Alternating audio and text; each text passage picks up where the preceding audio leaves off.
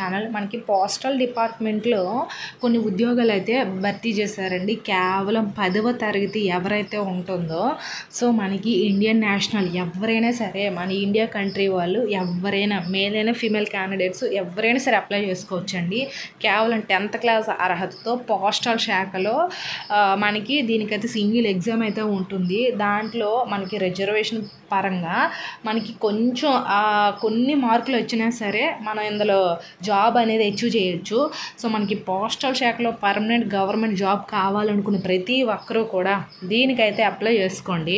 నేను కింద description links ఇస్తాను, ఒకసారి అయితే చూడండి. మీకు ఇంట్రెస్ట్ ఉంటే అప్లై చేసుకోండి, లేకపోతే ఈ వీడియోని ఇక్కడే స్కిప్ చేసి వదిలేసేయండి. సో ఇప్పుడైతే మనం వీడియోలోకి అయితే వెళ్ళిపోదాం. అంతకంటే ముందు మన ఛానల్ ఎవరైనా ఫస్ట్ టైం చూసినట్లయితే ఈ వీడియోని లైక్ చేసి, షేర్ చేసి, సబ్స్క్రైబ్ కూడా చేసుకోండి. అండ్ ఆల్సో మన టెలిగ్రామ్ వాట్సాప్ ఛానల్ లింక్స్ నేను కింద డిస్క్రిప్షన్లో ఇస్తాను, అందులో కూడా జాయిన్ అయిపోండి. మీకైతే చాలా బాగా యూజ్ అవుతుంది. అందులో మన టెలిగ్రామ్ వాట్సాప్ ఛానల్లో ఏంటంటే work from home jobs, job melas, interview dates ఇలాంటివన్నీ పోస్ట్ చేస్తుంటాం కాబట్టి మీకైతే బాగా యూజ్ అవుతుంది. సో లింక్స్ ఇస్తాను, జాయిన్ అయిపోండి. ఇప్పుడైతే మనం వీడియోలోకి అయితే వెళ్ళిపోదాం. మనకైతే ఇక్కడ ఏమి ఇచ్చారు చూడండి. Ministry of communication department post అయితే post office of the chief post master general అని అయితే ఇచ్చారు కదా. సో మనకి పోస్టల్ డిపార్ట్మెంట్లో ఈ 10th అర్హతతో ఈ జాబ్స్ అయితే నోటిఫికేషన్ అయితే రిలీజ్ చేశారు. ఇక్కడ చూడండి, applications are invited from Indian nationals. So ఇక్కడ అప్లికేషన్ ఫ్రమ్ ఏంటంటే ఇండియన్ నేషనల్స్, మన కంట్రీలో ఉండేవాళ్ళు ఎవరైనా సరే దీనికైతే అప్లై చేసుకోవచ్చు. ఓన్లీ ఈ రాష్ట్రం వాళ్ళే, ఈ జిల్లా వాళ్ళే అంత ఏం లేదు. మేల్ అయినా ఫీమేల్ అయినా ఎవరైనా అప్లై చేసుకోవచ్చు. సో అదొకటి ఇచ్చారు. ఇది గ్రూప్ సి నాన్ గెజిటేటెడ్ పోస్టుల కింద అయితే వస్తాయి. సో అది నాన్ గెజిటేటెడ్ గ్రూప్ సి కింద అయితే వీళ్ళు వస్తాయి. అయితే ఇందులో ఏంటంటే ఇక్కడ పే స్కేల్ ఎంత ఇచ్చారంటే స్టార్టింగ్ 20,000 నుంచి 63,000 వరకు అయితే శాలరీస్ అయితే ఉంటాయి. సో మనకి ఇంకా ఇంక్రీజ్ కూడా చేస్తారంట ఎవ్రీ ఇయర్ కూడాను. మనకి శాలరీస్ ఇక్కడ మెన్షన్ చేశారు, అదొకటి. అండ్ మనకి ఇక్కడ చూడండి ఏజ్ ఎంత ఇచ్చారు, ఏజ్ లిమిట్ అనేది చూడండి 18 to 27 ఇయర్స్ అయితే ఇచ్చారు. 18 సంవత్సరాల నుంచి 27 సంవత్సరాల వరకు ఎవరైనా అప్లై చేసుకోవచ్చు. దాంతోపాటు ఏంటంటే ఇక్కడ ఏజ్ రిలాక్సేషన్స్ అయితే ఇచ్చారు. ఎలా ఇచ్చారంటే నార్మల్గా చెప్పాలంటే ఒక్కొక్క క్యాస్ట్ వైజ్గా మెన్షన్ చేశారు. ఫర్ ఓబీసీ, ఈడబ్ల్యూఎస్ ఉంటారు కదా, ఈడబ్ల్యూఎస్ క్యాండిడేట్స్కి, ఓబీసీ వాళ్ళకి 3 ఇయర్స్ అని అయితే ఇచ్చారు. అండ్ ఎస్సీ ఎస్టీ క్యాండిడేట్స్కి 5 ఇయర్స్ అయితే ఇచ్చారు. అండ్ గవర్నమెంట్ సర్వెంట్స్ ఉంటారు కదా, ఫర్ గవర్నమెంట్ సర్వీస్ వాళ్ళకి 40 ఇయర్స్ అయితే ఇచ్చారు. సో అలా 18 to 27 ఇయర్స్ మధ్యలోనే వాళ్ళు ఎవరైనా అప్లై చేసుకోవచ్చు. సో మీ క్యాస్ట్ వైజ్గా 3 ఇయర్స్, 5 ఇయర్స్ అండ్ 10 ఇయర్స్ ఇలా యాడ్ చేసుకోండి. అది ఏజ్ రిలాక్సేషన్స్ అయితే అలా మెన్షన్ చేశారు. And the circular date of determining the age limit shall be the closing date of receipt application form అయితే ఇచ్చారు కదా. సో మనకి application form December 19th end అవుతుంది. ఆ December 19th ఎప్పుడైతే ఎండ్ అవుతుందో ఆ టైంకి మీ ఏజ్ అనేది వీళ్ళు క్యాల్కులేట్ అనేది చేస్తారంట. సో అది గుర్తుపెట్టుకోండి. అండ్ ఇంకేం ఇచ్చారు, profession period the candidate selected will be profession period 2 years as per rules అనేది ఇచ్చారు. సో ఫస్ట్ 2 ఇయర్స్ అంటే ప్రొఫెషన్ పీరియడ్ అనేది ఉంటుంది. సో ఆఫ్టర్ 2 ఇయర్స్ తర్వాత మీకు పర్మనెంట్ గవర్నమెంట్ జాబ్ కింద చేస్తారు. ఇదే కాదు, ఏ గవర్నమెంట్ జాబ్లో అయినా సరే first of all 2 years profession period అనేది ఉంటుంది. అది కంప్లీట్ చేసేసిన తర్వాత మీకు ఆ 2 ఇయర్స్ తర్వాత ఇంకా జాబ్ అనేది కన్ఫర్మ్ చేస్తారు పర్మనెంట్ గవర్నమెంట్ జాబ్ కింద. సో ఇదొకటి. And educational and other qualifications అయితే ఇక్కడ ఇచ్చారు చూడండి. And patience of valid driving licence for heavy motor vehicle అయితే ఇచ్చారు. ఇదేంటి ఈ జాబ్ ఏంటంటే మెయిన్ వచ్చేసరికి ఏంటంటే స్టాఫ్ కార్ డ్రైవర్ అని అయితే ఇచ్చారు. సో ఈ స్టాఫ్ కార్ డ్రైవర్కి మెయిన్ వచ్చేసరికి లైసెన్స్ అనేది ఉండాలండి. ఖచ్చితంగా లైసెన్స్ అనేది ఉండాలి. మీకు డ్రైవింగ్ కూడా వచ్చి ఉండాలి. లైసెన్స్ అంటే ఎవరైనా తీసుకుంటారు, బట్ డ్రైవింగ్ కూడా వచ్చి ఉండాలంట. అదొకటి. Experience of driving light heavy motor vehicle at least for 3 years అయితే ఇచ్చారు.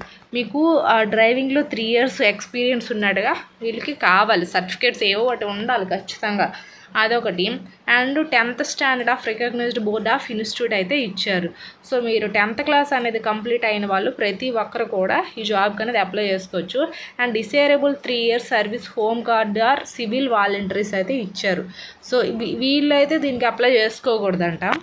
అయితే 10th క్లాస్ కంప్లీట్ అయిపోయి ఉండి మీకు లైసెన్స్ ఉండాలి. లైసెన్స్తో పాటు మీకు డ్రైవింగ్లో 3 years ఎక్స్పీరియన్స్ ఉండాలి.